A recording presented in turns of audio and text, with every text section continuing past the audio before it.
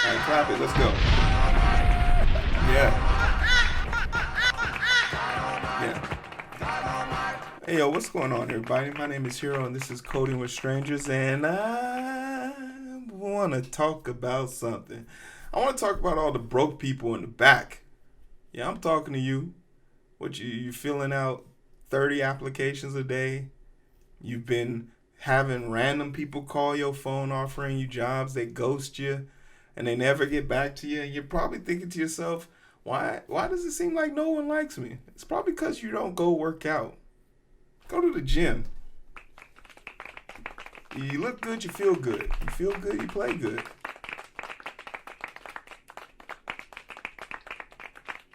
I also like to take a second here to tell you, hey, like, share, subscribe if you like the vibes. You feel me? But I'm gonna keep it real. That that nauseous feeling you get whenever, like, I don't know what's worse, dating in today's day and age with all the damn apps, or finding a job. They're neck and neck. But I lean towards it's probably worse at dating because there might be a legitimate reason why the job market sucks so much. And after we're done talking about all this today, you might believe what I have to say. But more importantly, at the end of this video, I'm going to give you some clear signs that you're probably going to get ghosted by this particular job and not to waste your time filling out applications for them. Above all else, it is quite apparent that the job industry has drastically shifted after the pandemic. Prior to the pandemic and even during it, it was a employees market. That's when I got my job. I lied on my resume and got my job. So I know that they were taking as they were taking anybody. But along those lines, a lot of things have changed since then. The economy has gone into not really, I wouldn't not inflation market, and it's an artificially inflated market. It is a market that is trying to recoup, a market that found out it was okay to recoup on pandemic era issues and lost wages and lost revenue, that is now taking that to the extent. But that is capitalism. As long as we dictate success as up and to the right, people will continue to find ways to usurp and take from people the best way they can. Besides the fact that employers are already stealing upwards of 15 hours a week from their employees, it stands to reason that they could only take so much from the employees that they employ. They are going to eventually find ways to take from the consumer as well. So going back to the basics of where a lot of people's frustration come in the job market, it really starts at square one. Having to apply to a bunch of jobs where we know, statistically speaking, 6 seconds is spent looking at your resume. And for all you guys that don't know, in our Discord, we have a job hunting section. We have people who have gotten jobs. Clap it up. I like to brag on the strangers community. This is the only place I know where people say they can't find a job and they come back, maybe weeks, maybe months, saying they've got a job. It happens more often than not here, and I really appreciate. If that's my legacy, if you got to come watch an hour of my show in order to get a job, hey, goddamn it, watch it, like it, subscribe to it. The Patreon's down, and when you make your first check, you owe me 15%. I call it a finder's fee. Pay me. Y'all be out here making it good, man. Somebody got to pay me. But regardless, right? Regardless, if we're keeping it 100, finding that next job, finding that new position, finding that space where you're going to work is daunting, because the start of it is really just a carousel of dog water ass motherfuckers coming in and out of your life, promising you things and never returning on those investments. And it sounds like a cheap date. You got a 15-minute call there, you talk to a person here, then someone drills you, and they usually don't. You could do is spit on it, but no one cares. And the reason why we're covering this, because recently I got a job request. Someone called me and said, "Hey, we found your resume, look amazing, look like a great candidate." I was like, "Okay, cool." So what do you guys, how's your interview process work? Or what are the next steps for me? And like, okay, we'll do this 15-minute, we'll talk about the company, great. And then you're going to do two 30-minute calls with a data engineer and a software engineer. Okay, excellent, cool. Are they going to be people I work directly with? No, they're just on a random team. It's going to be a culture check. I was like, you know what? I can appreciate the company do a culture. Then you're going to do four 30-minute interviews with people on your team directly. Feel like we could do the culture check and the team check at the same time, but hey, you know what? Sure. Then you're going to do a homework assignment. You called me, ma'am. And I stopped her right there. I stopped her right there and told her I am completely, wholeheartedly content with not moving forward in this process. And she sounded really caught off guard, but that's what it means to be fed up with this job market, because I know for while she was talking to me, I Googled the company, and let's just say a lot of people a lot of people at their job site, a lot of people there didn't really fit the stranger's culture, you know? Because too often we think that the interview's a one-way street. No, this is a two-way road. You better look both ways before you cross this damn road. You're interviewing me just like I'm interviewing you. And if your pillars of the company is we like to make a diverse and inclusive company and all the people of color work in janitorial positions, and I'm going to be the first, nah, I'm not going to be the token. Find somebody else to have an experiment with, right? Interview the company just like they're interviewing you. So let's talk about why it's hard to find interviews, right? The ghost job is a phenomenon that a lot of people are talking about. And I don't know, and I think this is something that is relatively new to the 2023s to 2024 era. It's super new. And I don't think a lot of people are aware that this is happening because of what we're being told about the job market, the labor market. Everything looks great. But why doesn't it feel great? Let's find out why. What are ghost jobs? I wanted this to play the audio, but the audio broke down, so I had to stop trying. A vexing phenomenon is plaguing the labor market, ghost jobs, referred to listing by employers that either aren't real or have already been filled but never led to an actual hire. This is frustrating not only to a job seeker but also to the Federal Reserve, which is trying to steer the economy to a stable place. This is very daunting. Because we're going to have to see some type of there's going to need to be government intervention, just like what California did and said, hey, you got to disclose, you have to be transparent about the job that you are trying to hire people for. You have to be transparent about that up front. The federal government needs to step in here and make it so that companies are transparent about what their headcount looks like versus what their hiring count looks like and what their cutting already looks like. If you're a company with over 100 employees, you already have to submit when you're going to lay off or fire more than 50 people. I think there's like there's a place where they have to report that. This is an interview between, I think, 3 people. I didn't count it, but we'll see. I'll say the name of the person who's talking before they say something.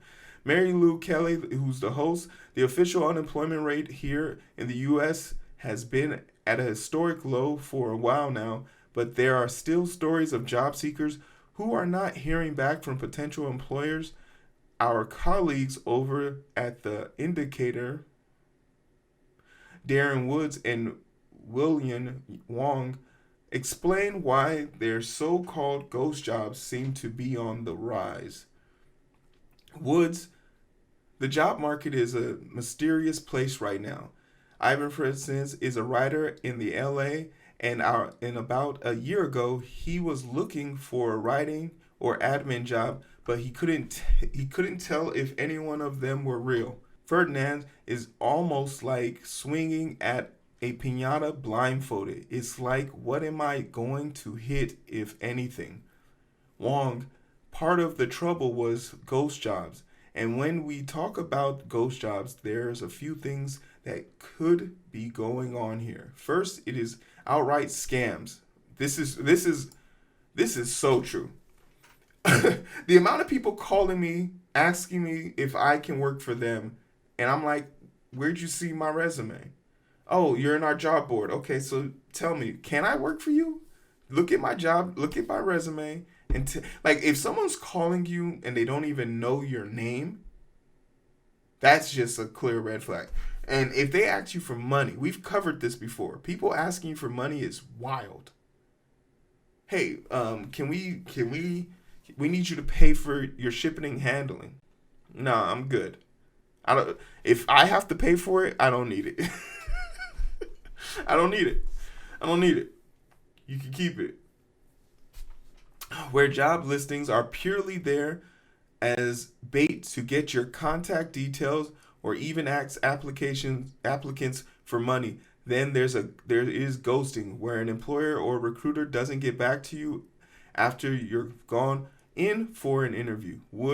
Ghosting by employers appears to be on the rise. Lisa Simone is the chief economist of Revlo Labs, which is a job analytics firm. Wong, but what Lisa calls ghost jobs is this other thing. It's a job ads where employers are real, but they might never fill the position. So this is something that's super important, and we're going to come back to this later. It's important for these companies, if they want to sound good on their business calls, to show that their company's growing. How do you show a company's growing? Well, you need to show that they're hiring. How do you show you're hiring? You create fake work. There's something at work that I like to call manufactured chaos.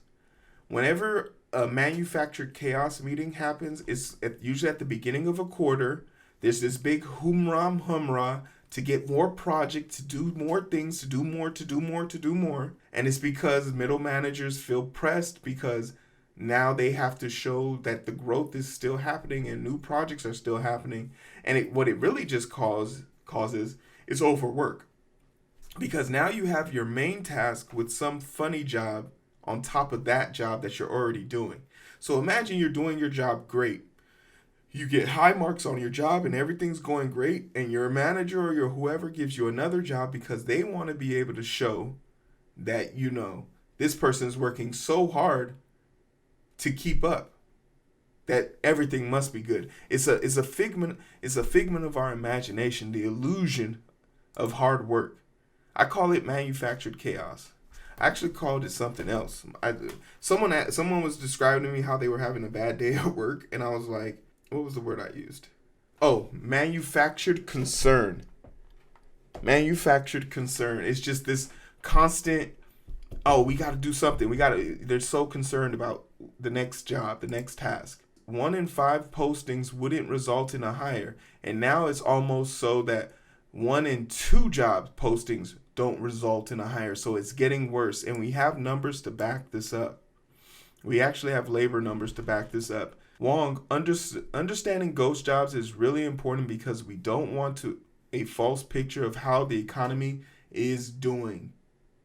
That could hurt everybody. Right now, the Federal Reserve is keeping interest rates high to control inflation, but they are almost mindful of not wanting to totally crash the job market as they do that. And one stat that has been cited as a sign of the job market resilience is the number of job listings for every unemployed person. This is so trash. So imagine you're a company, right? And you want the interest rates to go down. But Papa Powell ain't letting that shit drop. And the reason why he ain't letting it drop is because he can see everything around him. Yo, shit's expensive. Gas is expensive. Everything is expensive. But you a businessman, so you gonna tell Papa Powell, hey, yo, relax. We're hiring people out the woozah. Look how many jobs we have out there. And this correlates with the sentiment of 2022 and 2023. What was the sentiment? Do you guys remember their slogan? It was, nobody wants to work. Nobody wants to work. This was step one of their grand master plan. They wanted to create a talking point where it was believed that we were the problem. We don't want to work. And once that circulated through, they now needed a way of proving that people didn't want to work. How are they going to do that? By posting jobs. And when they post jobs, by not filling them within 30 days, they can then say no one wanted it. Even though they interviewed 13 people for it. And the latest numbers are that there are about 1.25 jobs opening every unemployed person, so plenty of jobs for everybody in theory, but can we really trust these numbers? No, we cannot. And on one question, what it means for how much we can trust the wider macro indicators of job openings, we wrote to the Bureau of Labor Statistics and Economics. They replied that the way they survey work, employers are repeatedly surveyed for 3 years, and that the employer does need to be actively recruiting. And then the BLS checks if there are any major discrepancies between the businesses in the survey and what they actually do. All that being said, the BLS doesn't have any data specifically related to ghost jobs. So they don't have any specific numbers on this, and you're gonna find out why they don't have any specific numbers on this. But just before, yeah. So the reason, and I want to show this. So this is the spike of unemployment. This was during the pandemic. It was at the highest I think it's ever been since 2004, 13.2%. Right now we are sitting comfortably at a 4.1%. But I honestly believe that this number is more closely represented to 6% unemployment. I think it's closer to 6% unemployment. And I'm going to tell you why. Because alongside ghost jobs, there has been another phenomenon that has come in tandem with it, which is mass layoffs. It's become so synonymous that even the labor union, which is the BLS that they were mentioning, has a predictive about it that they started doing in 2013, that they backtracked from 2023. They had to go back and see, and basically what this chart tells us is that, whenever companies start to feel the pressure of hiring people, it comes with waves of them laying people off. But it's just not the big companies like Tesla, Nike, Google, Discord. It's some smaller companies, right? What is this? Citi, Twitch, BlackRock, Rent the Runway, Unity, eBay, Microsoft, Activision Blizzard, Salesforce, Flexport. This is all in 2024, by the way. iRobot, UPS, PayPal, Okta, Snapchat, Estee Lauder, Zoom, DocuSign, Paramount Global. We're just halfway through the list. These are all the major companies that have cut at least 3 to 50%. Morgan Stanley, Cisco, Expedia, Sony, Bumble, EA, IBM, Statler, I don't know what that is, Amazon, Apple, Tim Apple, Tesla, Rockstar, Peloton, Microsoft, Indeed, a place where you're supposed to go to find jobs, are cutting people, Walmart, Under Armour, Pixar, after having the most successful movie come out ever, Inside Out 2, beat out Frozen, Lucid, Walgreens, John Deere, Burberry. Also, John Deere and Microsoft both cut their diversity, equity, and inclusion department because even though John Deere and Microsoft, which is the second richest company in the world, who funded the number one company in the world right now, Burberry, Intuit, and that is just to name companies that cut 3 to 50%. There are companies that have completely gone out of business and bankrupt themselves trying to save money. But we also have numbers from of 2013. So these are always 10 years back. So the Labor Department is doing us a disservice. The numbers are tabulated in a 10-year rotation. If you've already figured out the algorithm for this. You can implement them into more realistic numbers. We have the technology to get realer numbers up front.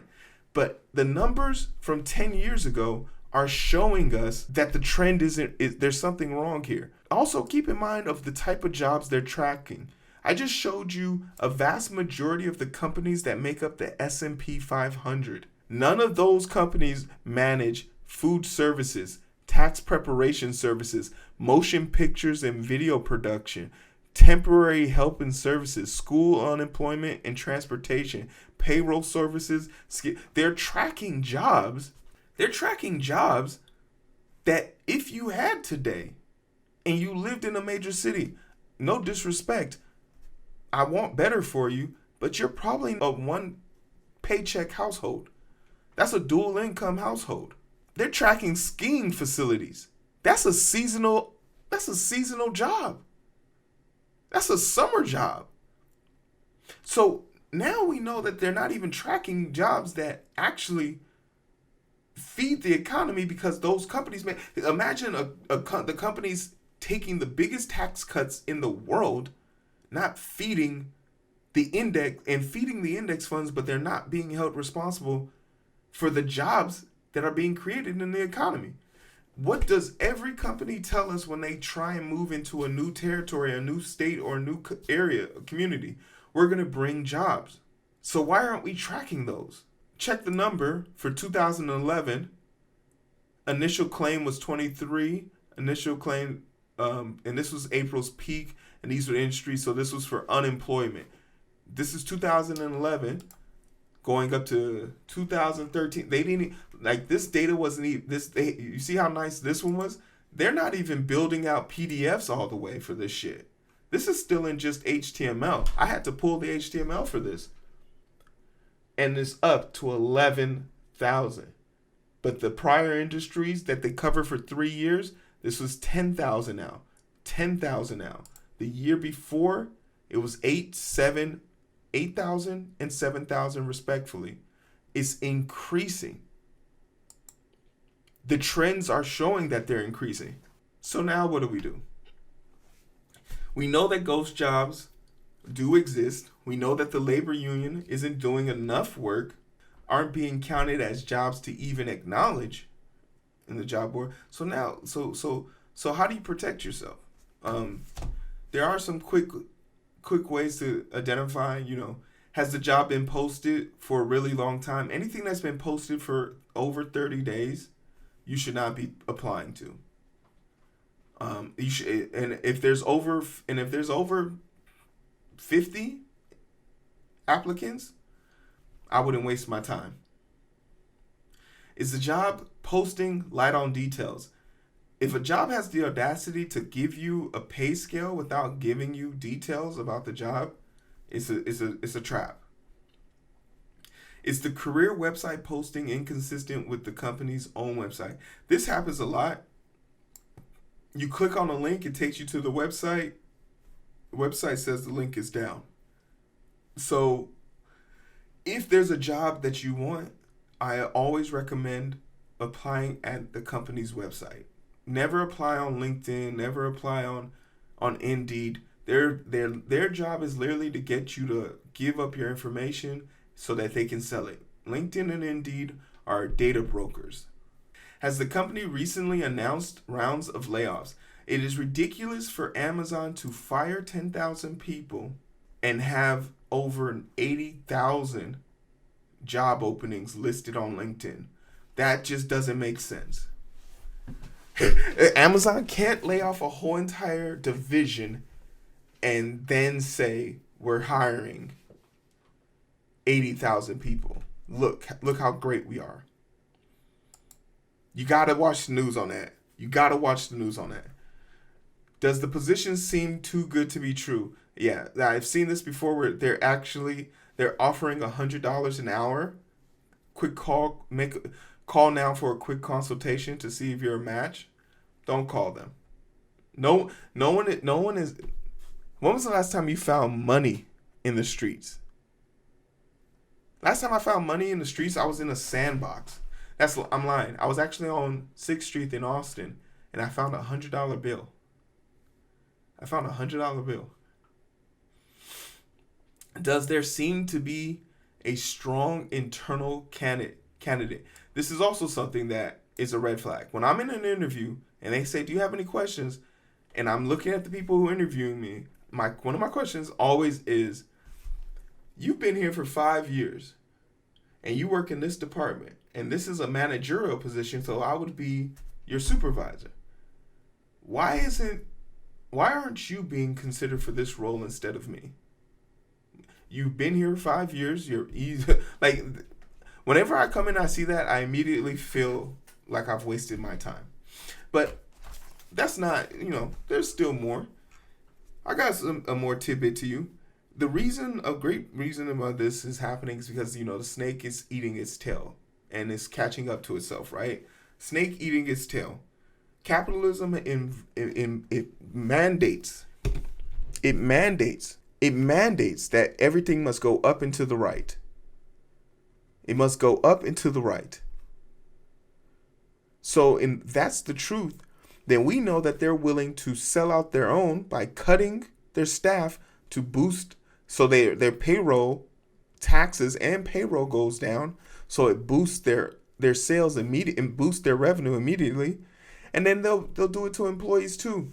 Shrinkflation. They'll offer you the same thing and shave a little off the sides. The customer won't notice. Another thing is gatekeeping. Tech is the biggest way to transfer wealth in this country without a degree, without nepotism, without VC money, and with little to no regulation. There's no way around it. There's no way around it. If you want to stop that transfer of wealth, you're going to make those jobs extremely competitive and extremely harsh and hard to get. And that's depressing, because it is a great way to incline your wealth. But they're making it hard. And lastly, the game is absolutely rigged. So you better cheat, lie, damn near steal, whatever you have to in order to get your foot in the door. Because people don't even have what is called big major connections to just introduce you to a job anymore. Everything, and then people love to go on these high tirades about merit-based hiring. There's nothing impressive about corporate America. Corporate America is full of mediocre people. If you work there, you know it. There are people that I can replace with if I work hard one day out of the week, I can replace 4 people at my job, guaranteed. For a week. One day of hard work for me will replace them for a week. Corporate America and the structure that is our workforce is painfully mediocre. So it's always weird when people say, "Oh, merit-based hiring." You hire people you like, period. Because you can teach anybody how to use a screwdriver. And that's as hard as the job is going to be. There are truly important people who are individual contributors. I get that. Heart surgeons, motherfucking data engineers, shit like that. But for everybody else, there's MasterCard. Swipe that shit. I mean, that's a win. That's a win. We'll take that. You know what else we'll take? A like, a share, a subscribe. Patreon's in the description. I appreciate you guys. Let me know if you've ran into any ghost jobs, and what ways do you figure out which jobs aren't real and which ones are real? Like, what's your method of vetting, ghost jobs? And what's your hot take on ghost jobs? How many applications y'all put out there in the universe? Golly. All right, we're done. Clap it. We're done.